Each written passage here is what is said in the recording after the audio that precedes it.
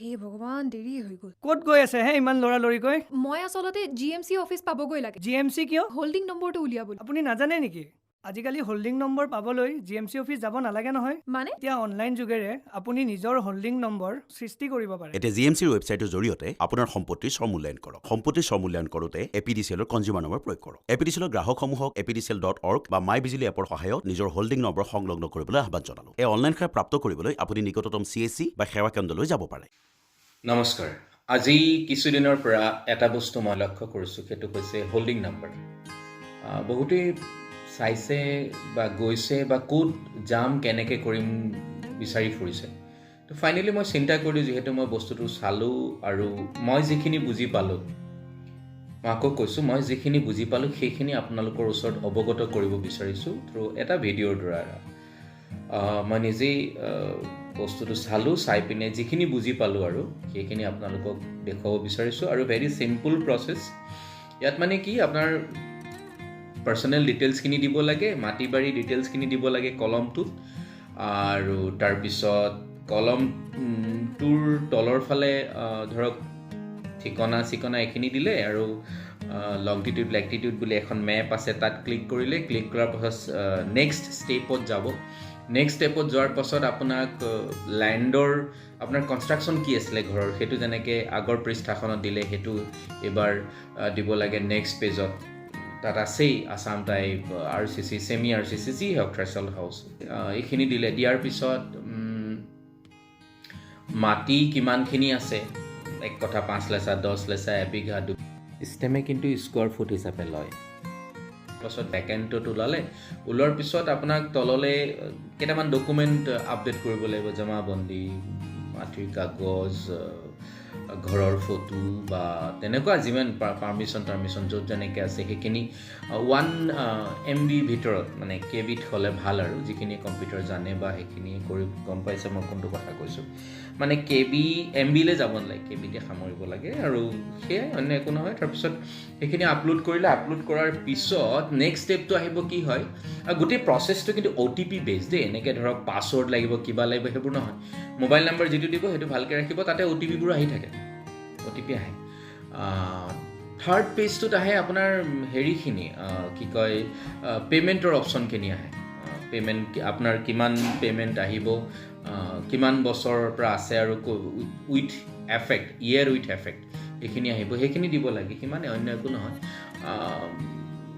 তাৰ পাছত কি থাকিলে আৰু তাৰপিছত নাই আৰু তাৰপিছত পে'মেণ্টৰ অপশ্যন আহিলে অনলাইন বা ডেবিট কাৰ্ড বা ATM কাৰ্ডৰ থ্ৰুৱেদি দিলে দিয়াৰ পাছত এটা শ্লিপ আহিব এটা ৰেফাৰেঞ্চ নম্বৰ আহিব সেইটো ভালকৈ ৰাখিব লাগে পাছত তাত অপশ্যনবোৰ আছে ৰেফাৰেঞ্চ নম্বৰ থ্ৰুৱেদি বস্তুটো চাৰ্চ কৰি থাকিলে হৈ গ'ল আৰু বাকীখিনি you got the holding number তাৰ পাছৰ কামটো তলত আৰু এটা চেপ্টাৰ আছে সেইটো হৈছে map with your holding number with APDCL customer number to customer number APDCLৰ যিটো কনজিউমাৰ নম্বৰ আছে তাৰ লগত লিংক কৰি দিলে হৈ গ'ল সিমানেই that is all about GMC Holding Number.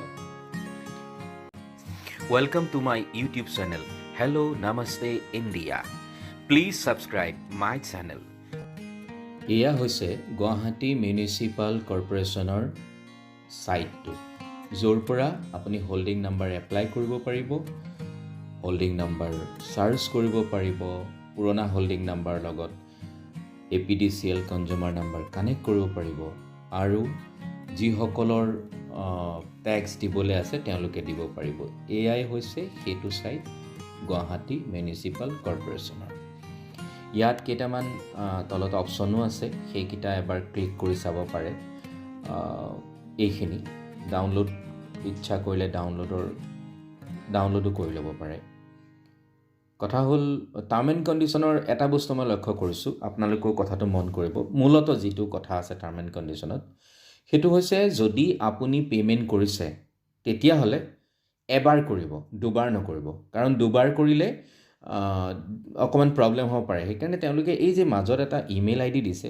এই ব্লুখিনিৰ তলত চাব এটা ইমেইল ID গেপ হৈছে এই ইমেইল IDটোত ইমেইল কৰিব লাগিব যে মই পে'মেণ্ট কৰিছিলোঁ মোৰ পে'মেণ্টটো বেংকৰ পৰা কাটিছে আপোনালোকে পাইছে নাই পোৱা সেইটো এবাৰ ক্লিয়াৰিফাই কৰিব লাগে খুবেই ভাল কৰিছে এই বস্তুটো মানে অফিচলৈ যোৱা কিবা কৰা এনেকৈ দৌৰি ফুৰি থকাতকৈ মানুহৰ সময়ো ৰাহি হৈছে আৰু যেনেকৈ তেওঁলোকে বিচাৰিছে সেইটোও পাইছে, দুইটা সমানে হৈছে। সেইকাৰণে গুৱাহাটী মিউনিচিপাল কৰ্পৰেশ্যনক অলেখ অযুত ধন্যবাদ দিব লাগিব আৰু বৰ্তমান চৰকাৰখনকো ধন্যবাদ দিব লাগিব। তেওঁলোকে ইমান সহজ কৰি দিলে। এতিয়া স্মাৰ্টফোনৰ পৰা হওক, ঘৰৰ লেপটপৰ পৰা হওক, কম্পিউটাৰৰ পৰা হওক, যিকোনো স্থানৰ পৰা মানুহে হোল্ডিং নাম্বাৰ এপ্লাইও কৰিব পাৰিব আৰু লগতে তেওঁলোকে টেক্সো দিব পাৰিব গভৰ্ণমেণ্টক।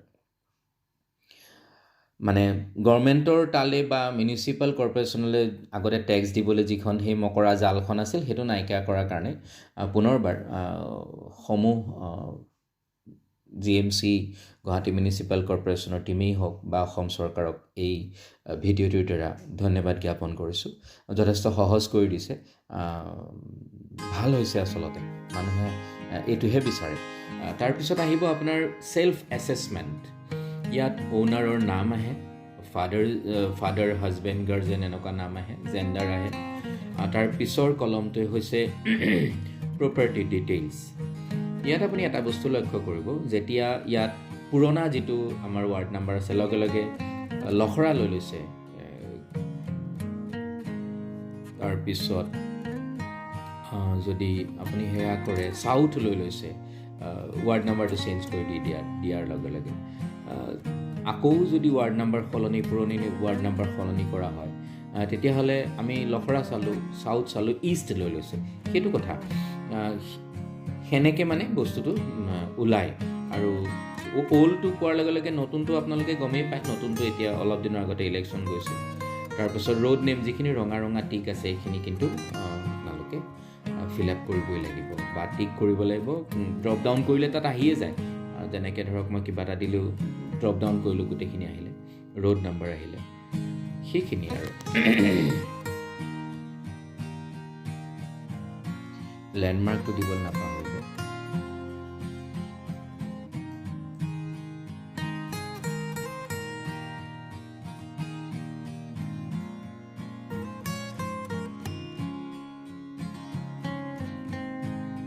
তাৰপিছত আহে আপোনাৰ এইখিনি কনষ্ট্ৰাকশ্যন ডিটেইলছ, কেতিয়া বনাইছে বা কি কৰিছে। আৰু ইয়াত এটা বস্তু চাব, ডেট অফ এছেছমেণ্ট। যিহেতু আজি 16/12/2022 মই এইটো আপোনালোকক ভিডিঅ'টো সংক্ষেপে দেখুৱাইছোঁ। এইটো কোনো মানুহৰ বা কাৰোবাৰ নহয়, ভিডিঅ'টোৰ স্বাৰ্থতহে মই এনেকৈ দেখুৱাইছোঁ। আপোনালোকক দেখুওৱাৰ তাগিদাত আচলতে সেই দিনটোৰ এছেছমেণ্টটো লৈ লয়। বিল্ডিং টাইপ কেনেকুৱা সেইটো লৈ লয়। এগেইন মোবাইল নাম্বাৰ দিব লাগে। তাৰপাছত মোবাইলত OTP আহে। এই গোটেই প্ৰচেছটো কিন্তু OTP বেছ। এনেকুৱা নহয় যে ID ক্ৰিয়েট কৰিব লাগিব, পাছৱৰ্ড ক্ৰিয়েট কৰিব লাগিব। এইটোৰ কাৰণে পুনৰবাৰ আকৌ সমূহ টীমটোক ধন্যবাদ দিছোঁ বা দিব লগাত পৰিছে যে আকৌ এটা ID আৰু পাছৱৰ্ড ৰাখিব লগাত হোৱা নাই ঘৰত। তাৰপিছত অ'নাৰৰ ডিটেইলছখিনি দিলেই হ'ল যিখিনি আছে।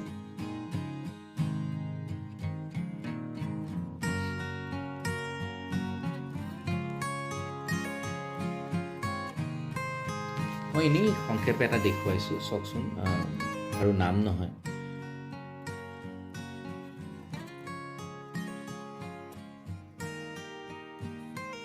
মোৰ বোধেৰে একেবাৰে সহজ কাম।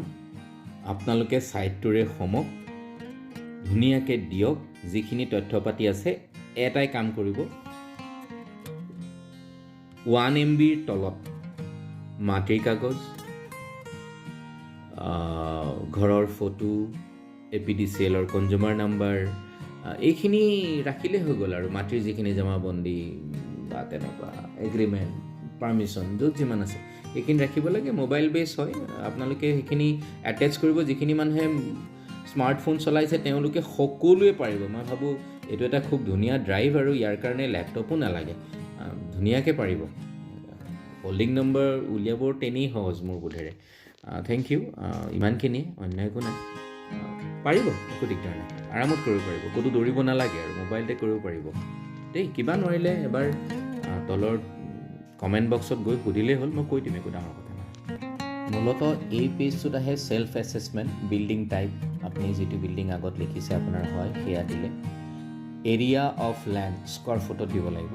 এৰিয়া অফ লেণ্ড তাৰপিছত হাউচ কভাৰ কিমান স্কোৱাৰ ফুট কভাৰ কৰি আছে APDCL কনজিউমাৰ নাম্বাৰ দিব লাগিব 12টা ডিজিটৰ কনজিউমাৰ নাম্বাৰ আৰু যেতিয়া আপোনাৰ এৰিয়া অফ লেণ্ড দিব আৰু হাউচ কভাৰ লেণ্ড স্কোৱাৰ ফুটত দিব ভেকেণ্ট লেণ্ডটো নিজে নিজে সি ফৰ্মুলা আছে চাগে তাত সি নিজে নিজে লৈ লয় তাৰপাছত এই তলৰ যিখিনি আছে সেইখিনি এফিডিভিটেই হওক বা তেনেকুৱা সেইখিনি দিব লাগে 1 MB ভিতৰত